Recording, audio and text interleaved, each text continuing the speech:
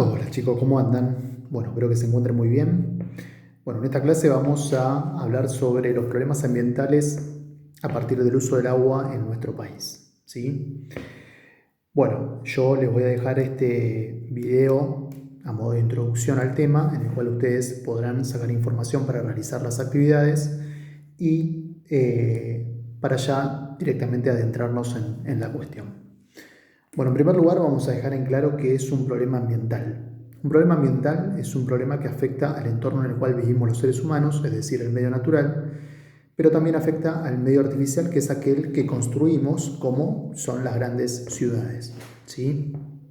Otra cosa a tener en cuenta, y esto seguramente ustedes ya lo saben, es que el agua es un recurso natural, es un bien común, es un bien del cual la sociedad se sirve para realizar diversas actividades, pero sobre todo, y lo más importante, para su consumo, ya que sin la misma no podríamos vivir. Y además hay que tener en cuenta que el agua es un recurso escaso, ¿sí? Bueno, ahora bien, ¿cómo se produce la contaminación del agua? La contaminación del agua se produce mediante el contacto directo o indirecto de los cauces de agua, de las aguas subterráneas, de los acuíferos, con diversas sustancias que se consideran contaminantes. Hay dos formas principales de contaminación del agua. La primera tiene que ver con el propio ciclo natural de la misma, durante el cual ésta puede entrar en contacto con diversas sustancias, minerales y orgánicas que se encuentran disueltas o suspendidas, y las podemos encontrar en la corteza terrestre, en la atmósfera o en los espejos de agua, ¿sí? Y la otra, y la más importante seguramente, es aquella donde tiene mucha importancia la acción humana. Son de diversa índole, entre las cuales podemos mencionar las que tienen que ver con los vertidos tóxicos en los ríos y arroyos de las plantas industriales. En nuestra región hay grandes plantas industriales ubicadas a la vera de ríos y arroyos que vierten justamente sus desechos tóxicos, contaminando las mismas, ¿sí?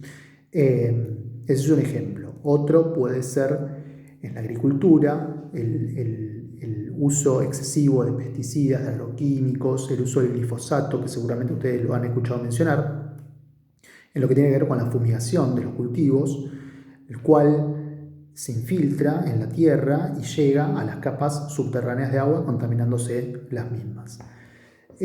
Otros ejemplos pueden ser los efluentes cloacales, los desechos que nosotros generamos en el hogar, en nuestras casas. Estos son vertidos en las aguas de arroyos, de ríos. Hay una franja en la provincia de Buenos Aires, en nuestra zona, entre los partidos de Berisso y la capital federal, pasando por los partidos de Ensenada, Berazategui y Quilmes, en los cuales se vierten estos desechos cloacales, y el río de la Plata está muy contaminado, a pesar de que hay diversas plantas potabilizadoras que son aquellas de las cuales nosotros después consumimos el agua potable. Otra cuestión a tener en cuenta acá son los basurales a cielo abierto, que se ubican muchas veces también en cercanías de arroyos, de ríos, en los cuales también hay grandes cantidades de población asentada en condiciones totalmente precarias, y sucede que cuando se produce una inundación o caen abundantes cantidades de lluvia, estos residuos son removidos y entran en contacto con el agua, y allí se produce la contaminación, provocando grandes problemas a esa población cercana al mismo.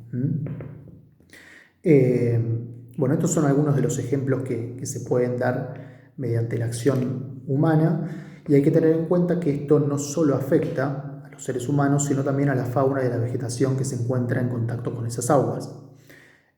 Otra cosa muy importante para remarcar es que estas aguas contaminadas son grandes portadoras de enfermedades que incluso pueden llevar a la muerte, ¿sí?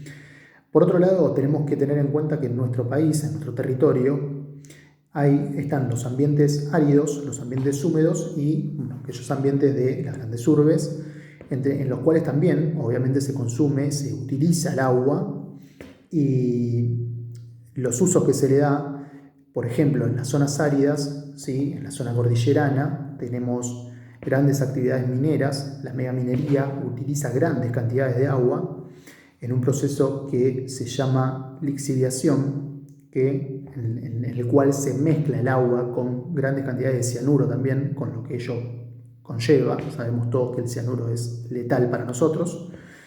Y eso se utiliza, entre otros químicos también, para separar el mineral de la roca, ¿sí? Ese agua sucia, digamos, utilizada para ese proceso, es acumulada en estanques, en piletones, en el cual una mínima ruptura de los mismos puede generar un desastre ambiental muy perjudicial para los pueblos y las ciudades cercanas que se sirven de alguna manera de esas aguas que se contaminan y eso produce grandes enfermedades en dicha población.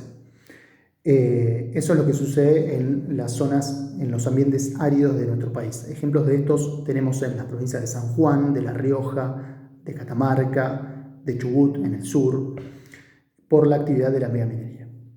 En los ambientes húmedos, por ejemplo en el litoral, entre los ríos Paraná y Uruguay, también sucede lo mismo con las actividades que realizan las papeleras, las pasteras, ¿sí? Tenemos un ejemplo hace unos años, ya hace varios años, muy conocido, que sucedió en el río Uruguay, a la vera del río Uruguay, una papelera ubicada en Fray Ventos, ¿sí? en el país vecino de Uruguay, y la ciudad, digamos, del territorio nuestro, que era Gualeguaychú, estaban en conflicto justamente por esta planta industrial que obviamente generaba gran contaminación en el río Uruguay y los problemas que ello trae.